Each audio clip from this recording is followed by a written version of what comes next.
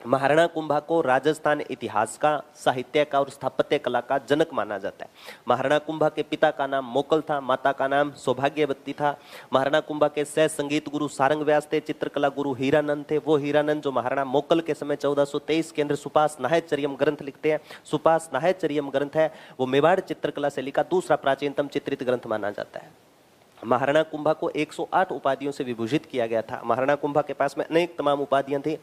महाराणा कुंभा को हाल गुरु, दान गुरु, छाप गुरु, अभिनव भट्टाचार्य, राणो रासो, तोडरमल, अशोपति, गजपति, गणपति, चाप गुरु, छाप गुरु, धीमान, नंद नंदीश्वर, नव्य भारत, निशंक, निर्भय नरेश, आदि वराह, परम भागवत, वीणावादिन, नंद नंदीश्वर की उपाधियां प्रदान थी महाराणा कुंभा के पास में। इसी महाराणा कुंभा ने सिरोही पर अटैक किया, सिरोही के शासक साहसमल को पराजित किया नाहर सिंह डोडिया के द्वारा। फिर इसी शासक ने सारंगपुर का युद्ध लड़ा 1437 के अंदर। सारंगपुर का युद्ध 1437 में हुआ। मांडू के सुल्तान महमूद खिलजी प्रथम को पराजित किया गया। मांडू के सुल्तान महमूद खिलजी प्रथम को पराजित करने के बाद में महाराणा कुंभा ने चित्तौड़गढ़ दुर्ग में मोकल मंदिर के सामने 1440 से लेकर के 1448 के बीच में विजय स्तंभ का निर्माण करवाया।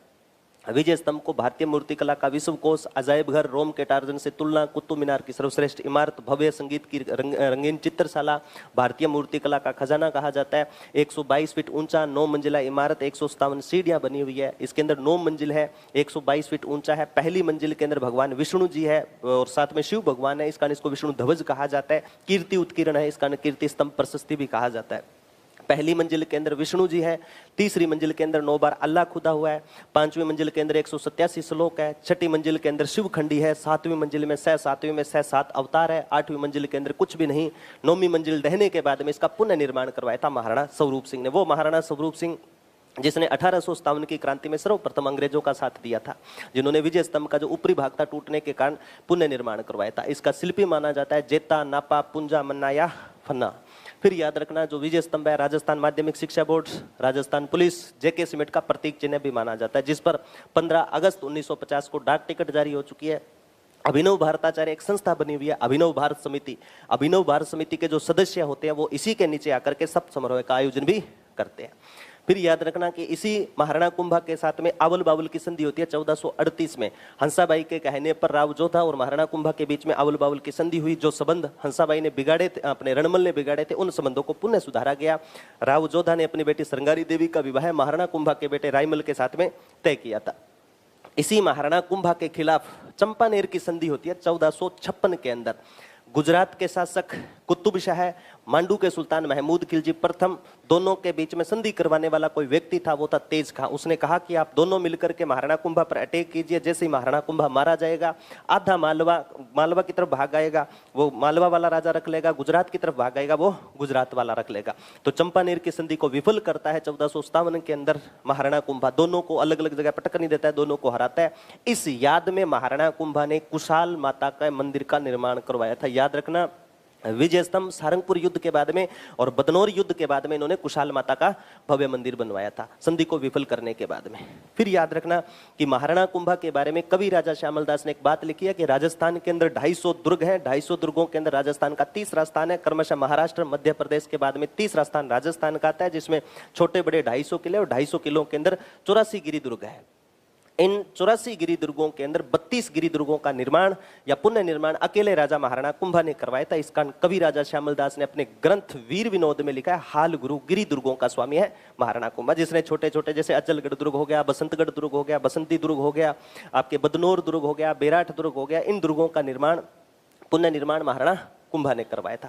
चित्तौड़गढ़ जो दुर्ग बना हुआ है, चित्तौड़गढ़ का जो सरपीला का रास्ता है, वो भी देन मानी जाती है महाराणा कुंभा की। कहते हैं महाराणा कुंभा ने चित्तौड़गढ़ दुर्ग का निर्माण करवाया। महाराणा कुंभा के समय जो चित्तौड़गढ़ था इसे विचित्रकूट कहा जाता था। चित्तौड़गढ़ गढ़ तो चित्तौड़गढ़, बाकी सब गढ़ैया इसके जैसा, मैसा कोई नहीं। मैसा के पठार पे बना हुआ है आपके चित्तौड़गढ़, जिसे राजस्थान का गौरव चित्रकूट, विचित्रकूट, खिजराबाद, राजस्थान का दक्षिणी पूर्वी प्रवेश द्वार, मालवा का प्रवेश द्वार भी कहा जाता है, जिसके अंदर 7 दरवाजे हैं, रामपोल, हनुमान पोल, गणेश पोल, जोड़न पोल, पाड़न पोल, भैरव पोल और लक्ष्मण पोल, जिसके अंदर पद्मनी महल, गोरा बादल महल, 9 गजा पीर की दरगाह है, सतबीस देवरी जैन मंदिर, कुंभश्याम मंदिर, त्रिभुवन नारायण मंदिर, समधेश्वर मंदिर, कुकड़ेश्वर मंदिर, मीराबाई का मंदिर, कुंवरपदे महल, फतेह प्रकाश महल। इसके अलावा इसी के अंदर वीर कल्ला राठौड़ की छतरी, जयमल फत्ता की छतरी, पन्ना धाई की छतरी, मीराबाई के गुरु रैदास की छतरी भी इसी दुर्ग के अंदर बनी हुई। विजय स्तंभ, कीर्ति स्तंभ इसी दुर्ग के अंदर। विजय स्तंभ भी बना हुआ है। इसके अलावा जैन संत जिजांक ने 75 फीट ऊंचा 7 मंजिला इमारत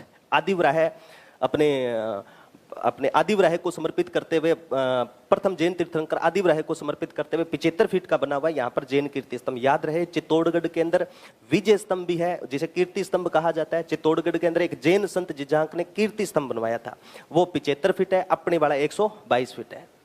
फिर महाराणा कुंभा के दरबार में प्रकांड विद्वान थे। महाराणा कुंभा ने एक दुर्ग और निर्माण कार्य करवाया अपनी पत्नी कुंभल देवी की याद में। महाराणा कुंभा ने कुंभलगढ़ दुर्ग का निर्माण करवाया था, जरगा की पहाड़ी पर, हेमकूट की पहाड़ी पर, गंधमादन की पहाड़ी पर। कुंभलगढ़ दुर्ग जो बना हुआ है, इसके उपनाम थोड़े से ध्यान में रखना। कुंभलगढ़ दुर्ग को कुंभल मेरू दुर्ग कहा जाता है, मछेंद्रपुर दुर्ग कहा जाता है, बेरों का दुर्ग कहा जाता है, आत्मनिर्भर दुर्ग कहा जाता है, मारवाड़ की छाती पर लटकी हुई तलवार भी कहा जाता है, बेरों का दुर्ग कहा जाता है। कर्नल टोड ने इस दुर्ग को कहा था एट्रुस्कन दुर्ग। वहीं अबुल फजल इस दुर्ग के बारे में कहता है कि यह दुर्ग इतनी बुलंदी पर बना हुआ, इतनी ऊंचाई पर बना हुआ कि सिर पर रखी पगड़ी गिर जाती है।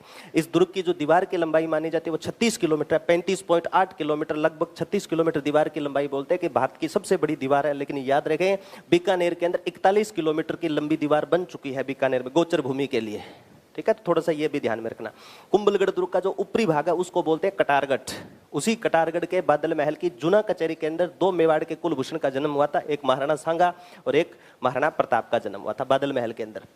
फिर याद रखना, इसी कुंभलगढ़ का जो ऊपरी भाग कटारगढ़ है, इसे कहा जाता है मेवाड़ की आंख, जहां से पूरे मेवाड़ पर देख रेख किया करता था महाराणा कुंभा। और इसी कटारगढ़ के अंदर कटार घूम करके मौत के घाट उतारता है महाराणा कुंभा का बेटा उदा। और कहा भी जाता है कि उदा बाप ने मारजे लिख्यो लाभे राज, देश बसायो रायमल सरयो ने को काज। तो कुंभा की हत्या करने वाला उदा था, जिसे मेवाड़ का पितरहंता राजा कहता था, उदा या उदय सिंह प्रथम को। फिर याद रखना, कुंभलगढ़ दुर्ग का जो शिल्पी था, इसका शिल्पी माना जाता है मंडन, जो गुजरात का ब्राह्मण था। इस मंडन ने राजवल्लभ ग्रंथ लिखा जिसमें 14 अध्याय है। उसने रूप मंडल लिखा जिसमें 6 अध्याय है। उसने देव मंडन और प्रसाद मंडल लिखा जिसके अंदर 8 अध्याय है। मंडन का एक लड़का था जिसका नाम था गोविंद, जिसने कलानिधि, उधार धोरणी, द्वार दीपिका, सार समुच्चय जैसे ग्रंथ लिखे थे। मंडन का एक भाई था जिसका नाम था नाथा, जिसने वास्तु मंजरी ग्रंथ लिखा था। महाराणा कुंभा के दरबार में एक व्यक्ति और था, कान्है व्यास, जिसने एकलिंगनाथ महात्म्य की रचना की थी संस्कृत भाषा में। याद रहे, उस ग्रंथ को लिखने का पहले काम शुरू किया था महाराणा कुंभा ने। और जब महाराणा कुंभा उसका पहला भाग लिखता है तो एकलिंगनाथ महात्म्य जो रचना है उसका नाम आता है कभी राजवर्णन। तो याद रखना कि जो एकलिंगनाथ महात्म्य ग्रंथ लिखा गया है उसका पहला भाग लिखना था महाराणा कुंभा ने, जिसे राजवर्णन कहा जाता है। फिर वेतन लेकर के कार्य सौंपा गया था जिसका नाम आता है आपके कान्है व्यास। महाराणा कुंभा के दरबार में एक और विद्वान था जिसका नाम था कवि मेहाजी, जिसने 108 तीर्थों की यात्रा की थी और जिसने ग्रंथ लिखा था तीर्थमाला। इसके अलावा महाराणा कुंभा के दरबार में सूरी परिवार के भी लोग रहते थे। सोमदेव सूरी था, सोम सुंदरी था, तिलक भट्ट जैसे दरबारी विद्वान भी महाराणा कुंभा के दरबार में थे। महाराणा कुंभा की लड़की थी जिसका नाम था रमाबाई, जिसका विवाह गुजरात के शासक मांडलिक के साथ में हुआ था, जिसने इस्लाम धर्म कबूल कर लिया था। बाद में रमाबाई वापस आई। रमा संगीत की विदुषी थी, इस कारण उसे वागेश्वरी की उपाधि से सम्मानित किया गया। महाराणा कुंभा ने उसे जावर खान दी थी, जावर ठिकाना दिया। वहां पर जावर में जब वो रही तो वहां पर रहते हुए उसने रमा स्वामी विष्णु मंदिर बनवाया था। जावर के अंदर रमा स्वामी विष्णु मंदिर बनवाने वाली कोई थी, वो वागेश्वरी महाराणा कुंभा की पुत्री थी जिसका नाम क्या था, रमाबाई। फिर याद रखना कि इनके दरबार में भी प्रकांड विद्वान थे, समय महाराणा कुंभा भी कम नहीं थे। तो महाराणा कुंभा ने भी ऐतिहासिक ग्रंथ लिखे थे। महाराणा कुंभा ने जैसे संगीत राज, संगीत मीमांसा, संगीत सूड, सूड प्रबंध, रसिक प्रिया जयदेव, गीत गोविंद की टीका पर आधारित चंडी सतिका जैसे ग्रंथ लिखे थे। और पहला जो ग्रंथ माना जाता है महत्वपूर्ण ग्रंथ है संगीत राज, जिसके अंदर 5 भाग है। और 5 भाग के लिए मैंने कभी आपको ट्रिक बताई थी, गीत गाया जाता है खाई के पान बनारस वाला, तो वो 5 के 5 भाग उसके अंदर आ जाएंगे। फिर याद रखना कि महाराणा कुंभा के समय ही एक भव्य मंदिर का निर्माण हुआ था, रणकपुर का जैन मंदिर, जिसे आदिवराह मंदिर भी कहा जाता है, गुलम विमान भी कहा जाता है, त्रिलोक्य दीपक भी कहा जाता है। और वो मंदिर बनवाने वाला कोई शिल्पी था जिसका नाम था, वास्तुकार था देपा या देपाक। और उस मंदिर के अंदर कहते हैं 1444 खंबे हैं, 1444 खंबे, 84 शिखर बने हुए हैं। और 84 शिखर के साथ साथ में आप याद रखना उसके अंदर 24 मंडप बने हुए हैं, जो कौन सी नदी के किनारे बना हुआ है, मथाई नदी के किनारे बना हुआ है। हो गयो महाराणा कुंभा। इतो क्या बेटा थारो महाराणा कुंभा। तो कितना टाइम लगा है?